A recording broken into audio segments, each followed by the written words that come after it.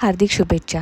खरं तर सणाच्या दिवशी आहे ना खूप धावपळ होते स्वयंपाकाची, तर योग्य नियोजन केलं ना स्वयंपाक देखील पटकन होतो. तर हे बघा, रात्री मी डाळ भिजत घातली होती आणि सकाळी उठलं की अंघोळ करून माझं आवरून आहे ना इथे कुकर लावला होता. अगदी वरण भाताला आपण लावतो ना तेवढ्याच शिट्ट्या इथे करून घेतल्या होत्या आणि त्यानंतर पटकन कणिक मळून घेतलं आणि आमटीची देखील तयारी केली.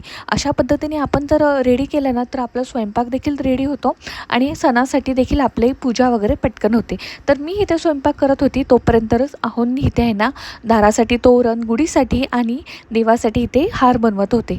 तर इथे बघा, मी लगेचच आहे ना पटकन कांदा आणि खोबरं असं भाजून घेतलं होतं.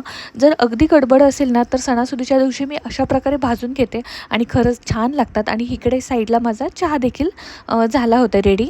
तर आहे ना चहाशिवाय दिवसाची सुरुवात होत नाही, हे अगदी बरोबर आहे. तर तिथे बघा कुकर झाला होता. लगेच मी इथे भज्यांसाठी पीठ देखील मळून घेतलं होतं. म्हणजे जे मुख्य कामं होते, एकतर माझी डाळ शिजून झाली होती, पीठ मळून झालं होतं, आमटीसाठी वाटण रेडी करणार होती मी आणि हे बघा भज्यांसाठी पीठ देखील मळून झालं होतं. आता सुंदर अशी रांगोळी काढली, साधी सोपी, आणि स्वरूप रेडी झालं होतं. आता श्रीशाला रेडी करायचं होतं. तर हे बघा, श्रीशाला पप्पा रेडी करत होते तोपर्यंत आहे ना मी इथे डाळ माझी शिजून झाली होती आणि पुरण म्हणजे मी पुरण बनवायला घेतलं होतं. त्यासाठी मी काय केली होती, जेवढी डाळ तेवढाच मी इथे गूळ आहे ना सेम कुकरमध्येच, म्हणजे काय होतं जास्त भांड्यांचा पसारा देखील होत नाही, त्याच सेम कुकरमध्ये मी पुरण बनवायला घेतलं आणि बघा तेवढ्यातच गॅस संपला. आता आहे ना सिलेंडर संपणं म्हणजे ही फार मोठी गोष्ट आहे. सध्या युद्धामुळे आहे ना सिलेंडर भेटत नाही आहे आणि त्याच सिलेंडर संपला होता. पण लकीली ऑलरेडी माझा भरून ठेवला होता सिलेंडर, त्यामुळे पटकन आहोंनी जॉईन केला. पूजेचीच तयारी चालू होती, तर ते करता करता आले. ते बोलले आधी सिलेंडर जॉईन करून देतो, म्हणजे इथे पुरण देखील रेडी होईल. आणि इथे पूजेचं ताट रेडी केलं होतं.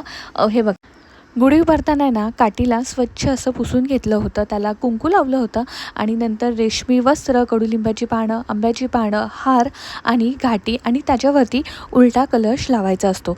गुढी उभारणं म्हणजे हे विजयाचं प्रतीक आणि नवीन वर्षाची सुरुवात मानलं जातं. तर पूर्वतयारी केल्यामुळे हे ना बाकी जेवण करायला ना अगदी इझी झालं. म्हणजे बघा, आमटी फोडणीला टाकली, एका साईडला भाताचा कुकर लावून घेतला, त्यानंतर तळण म्हणजे कुरडई, भजी, पापड तळून घेतले आणि सगळ्यात शेवटी इथे मी पुरणपोळी करून घेतली. तर ह्याचा पूर्ण व्लॉग आहे ना आपल्या चॅनलवरती ऑलरेडी अपलोड केलेला आहे, तर नक्की जाऊन चेक करा. तर बाकीचा स्वयंपाक मी लगेच करून घेतला, नैवेद्य